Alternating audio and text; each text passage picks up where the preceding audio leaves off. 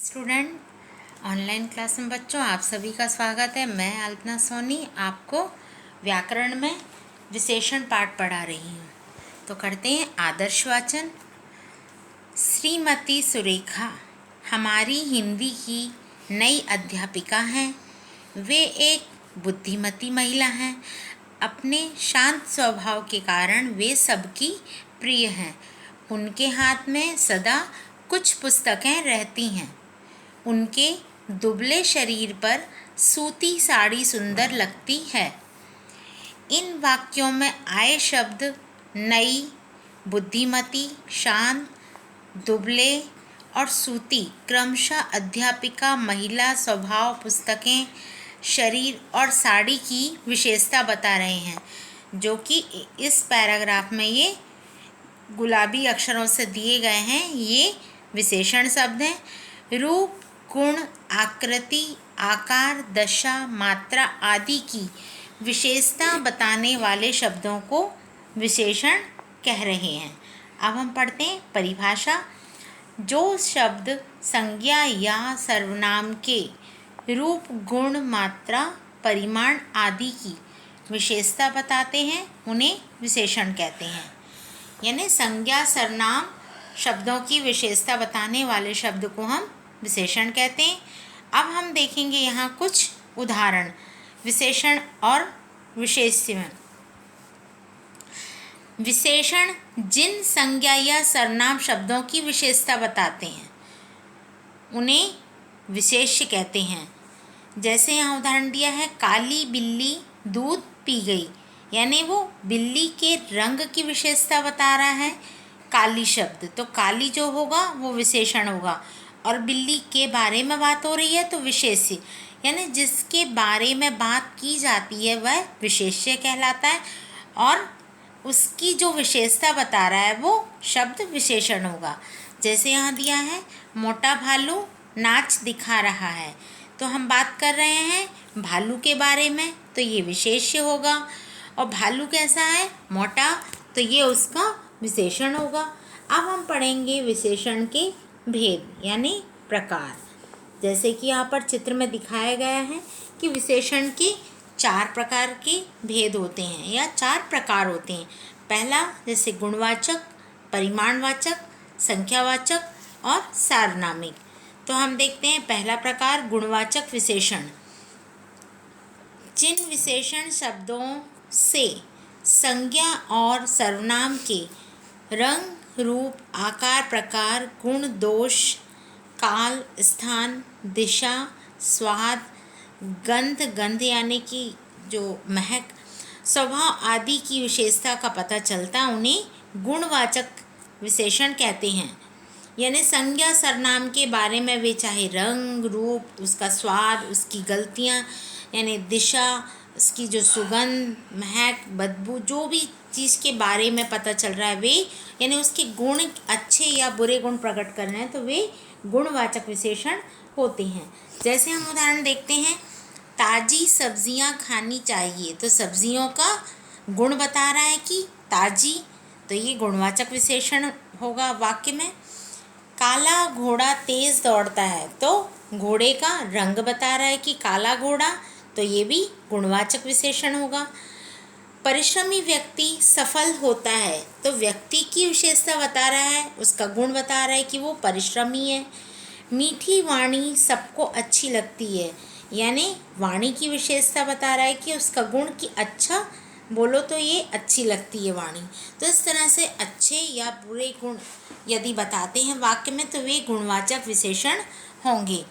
गुण जैसे हम पहचान सकते हैं शब्द योग्य, उदार, परिश्रमी, ईमानदार, चतुर, कृपालु, बुद्धिमान, दानी, अच्छा, पवित्र, मोहक, प्रतिभाशाली, उजला, सच्चा, दयालु आदि ये गुण बताने वाले विशेषण हैं। अब हम देखेंगे यहाँ पर उनके दोष दिए हैं।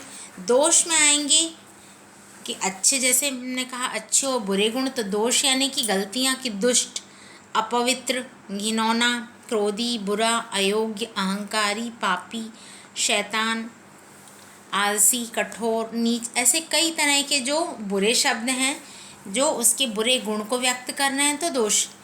रंग रूप यानी कि रंग का पता चल रहा है, जैसे गोरा, काला, गुलाबी, आकर्षक, प्रभावशाली, कोमल, नीला, हरा, लाल, चमकीला, ऐसे कई शब्द हैं। फिर आकार प्रकार देख सकते हैं कि वह लंबा, मोटा, पतला, छोटा, गोल, त्रिकोणा, चौकोर, कैसे उसकी मतलब आकृति है।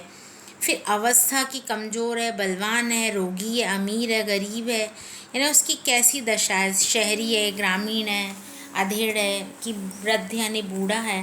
फिर स्थिति अगली, पिछली, ऊपरी, बाहरी। देश काल यानी कि भारतीय है कि विदेशी है या अन्य देश का है, आधुनिक है, ऐतिहासिक है या अन्य देश का है, जैसे गुजराती, पंजाबी, इस तरह से। फिर स्वाद, खट्टा, मीठा, नमकीन, कड़वा, कसैला। गंध यानी सुगंधित भी हो सकती है और दुर्गंध युक्त भी। दिशा, पूर्व पश्चिम यानी चारों दिशाएं। स्पर्श, नरम है, कठोर है, खुरदुरा है कि चिकना है। इन वाक्य में जब हम इन सब गुणों को देखेंगे तो हम पहचान करेंगे कि ये गुणवाचक विशेषण होंगे। अब हम आते हैं, दूसरा प्रकार है परिमाणवाचक विशेषण।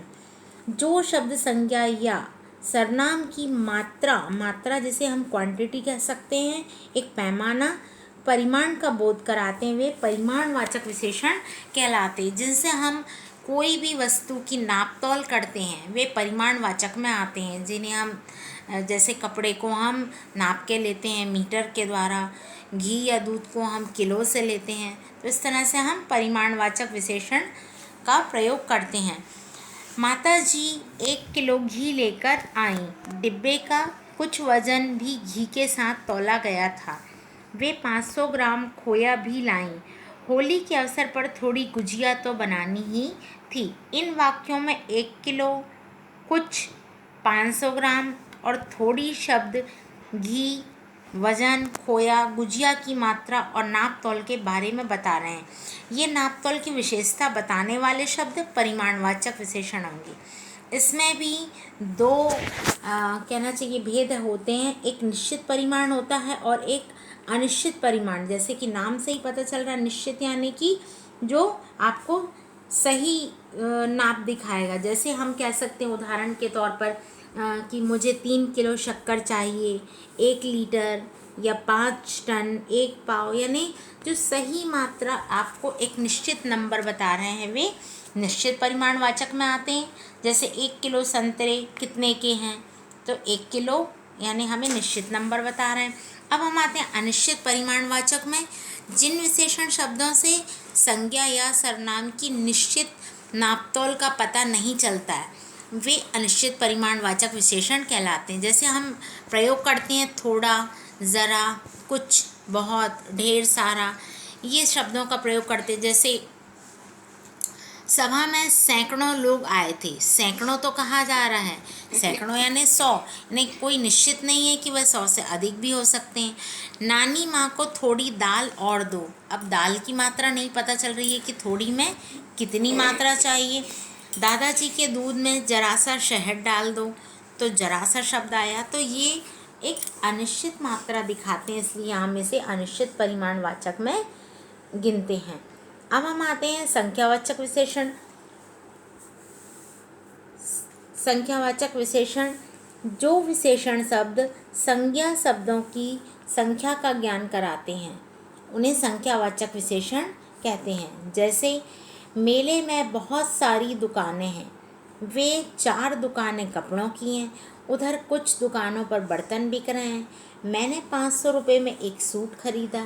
चाट की दुकान पर कुछ पैसे खर्च हुए। दीदी ने 1 दर्जन चूड़ियाँ खरीदी। इन वाक्यों में बहुत सारी, 4, कुछ, 500, 1 दर्जन, ये शब्द क्रमशः दुकानें, दुकानों, रुपए, पैसे, चूड़ियों की संख्या का ज्ञान करा रहे हैं। ये संख्यावाचक विशेषण है। संख्यावाचक विशेषण भी 2 प्रकार के होते हैं, एक निश्चित होते हैं और एक अनिश्चित संख्यावाचक। निश्चित में जैसे देख सकते हैं कि इन विशेषण पदों से संज्ञा सर्वनाम की निश्चित संज्ञा का ज्ञान होता है। जैसे 1, 2, 50, 100, आधा, चौथाई, ये निश्चित संख्यावाचक में आएंगे। जैसे उदाहरण हमने लिखा, मंजुला दौड़ में प्रथम स्थान पर रही। मेज़ पर 1.5 दर्जन संतरे रखे हैं, यानी ये एक निश्चित संख्या को बता रहे हैं, तो संख्यावाचक विशेषण। अब हम देखते हैं अनिश्चित संख्यावाचक विशेषण में। इन विशेषण पदों से संज्ञा या सर्वनाम की निश्चित संख्या का ज्ञान नहीं होता है, जैसे अनेक, कुछ, बहुत सारे, अनेक, दर्जनों, कई, इस तरह से। अक्षत को अनेक प्रश्नों के उत्तर नहीं आते थे। बहुत सारे लोग गंगा में नहा रहे हैं, यानी हम जिन्हें गिन नहीं सकते, अनगिनत हैं या बहुत अधिक मात्रा में हैं।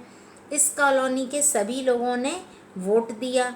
तो ऐसे ये अनिश्चित संख्यावाचक विशेषण में आते हैं। ऐसे उदाहरण अनिश्चित संख्यावाचक में आएंगे। अब हम देखते हैं चौथा प्रकार है सार्वनामिक विशेषण। जो सर्वनाम शब्द संज्ञा शब्दों से पहले आकर उनकी विशेषता बताते हैं उन्हें सार्वनामिक विशेषण कहते हैं, या इन्हें संकेतवाचक विशेषण भी हम कह सकते हैं। जैसे उस व्यक्ति ने मुझे घर पहुंचाया, यानी व्यक्ति एक संज्ञा शब्द है और उसके आगे उस सर्वनाम लगा है। यह घर गुंजन और अंकुर का है, तो घर संज्ञा वर्ड है और उसके आगे हमने यह सर्वनाम लगा दिया है।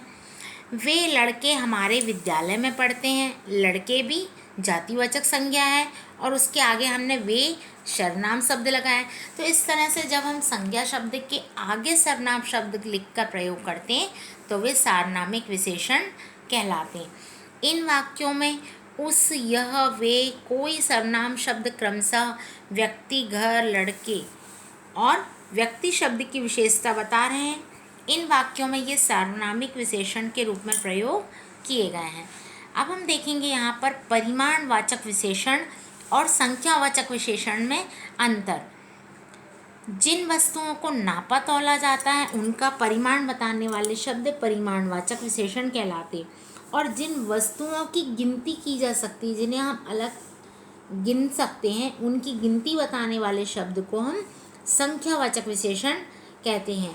जैसे उदाहरण देखते हैं, मेरे पास 4 पुस्तकें हैं, तो हम पुस्तकों को गिन सकते हैं, इसलिए ये संख्यावाचक विशेषण। अब मुझे 4 किलो दूध दे दीजिए, तो हम दूध की मात्रा को नाप कर या तौल कर ही लेंगे, हम उसे अलग अलग गिन नहीं सकते। मेज पर थोड़े से सेब ले आओ, तो ये संख्यावाचक है क्योंकि सेब को हम गिन सकते हैं। रोगी ने आज थोड़ा सा दूध पिया, ये एक मात्रा बता रहा है, तो इस तरह से ये परिमाणवाचक है। अब हम देखेंगे सर्वनाम और सार्वनामिक विशेषण में अंतर। जिन शब्दों का प्रयोग संज्ञा के स्थान पर किया जाता है उन्हें सर्वनाम कहते हैं, और जो सर्वनाम शब्द संज्ञा शब्द के शब्दों की विशेषता बताते हैं उन्हें सार्वनामिक विशेषण कहते हैं। जैसे वह आज विद्यालय नहीं जाएगा, तो ये सर्वनाम की विशेषता बता रहा है, ये सर्वनाम होगा। वह लड़का हमारी कक्षा में पढ़ता है, तो ये सार्वनामिक होगा क्योंकि लड़का शब्द संज्ञा और उसके आगे हम वह सर्वनाम का प्रयोग कर रहे हैं। तो इस तरह से हम सर्वनाम और सार्वनामिक का अंतर देख सकते हैं। अब हम देखेंगे प्रविशेषण। बच्चों, प्रविशेषण जो मैं आपको समझा रही हूँ कि जो शब्द विशेषण शब्दों की विशेषता बताते हैं उन्हें प्रविशेषण कहते हैं। जैसे हमने लिया, हिमालय सबसे ऊंचा पर्वत है, तो जो ऊंचा शब्द है वो विशेषण कहलाएगा, लेकिन ऊंचा को बता रहा है सबसे, यानी ऊंचाई को और अधिक बढ़ा के बता रहा है, तो सबसे वर्ड जो हो रहा है, शब्द आ रहा है, वो प्रविशेषण कहलाएगा। इसे देखते हैं, बगीचे में बहुत सुंदर फूल खिले हैं, तो सुंदर शब्द विशेषण होगा, लेकिन जो बहुत शब्द है वो प्रविशेषण कहलाएगा क्योंकि वो विशेषण की ही विशेषता को प्रकट कर रहा है। इतना बड़ा सांप मैंने पहले कहीं नहीं देखा, तो यहाँ पर बड़ा शब्द जो है वो विशेषण है और इतना शब्द जो है वो प्रविशेषण कहलाएगा, जैसे उदाहरण के द्वारा हम देख सकते हैं। और अब हम यहाँ पर देख रहे हैं विशेषण का संज्ञा रूप में प्रयोग।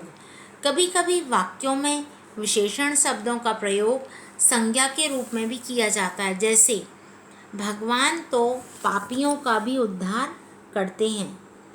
भूखों को भोजन कराने से पुण्य मिलता है, क्योंकि ये एक संज्ञा बन चुकी है जातिवाचक। जैसे कि नेताजी विरोधियों का सामना ना कर सके, पंजाबियों का नाच गाना विश्व प्रसिद्ध है।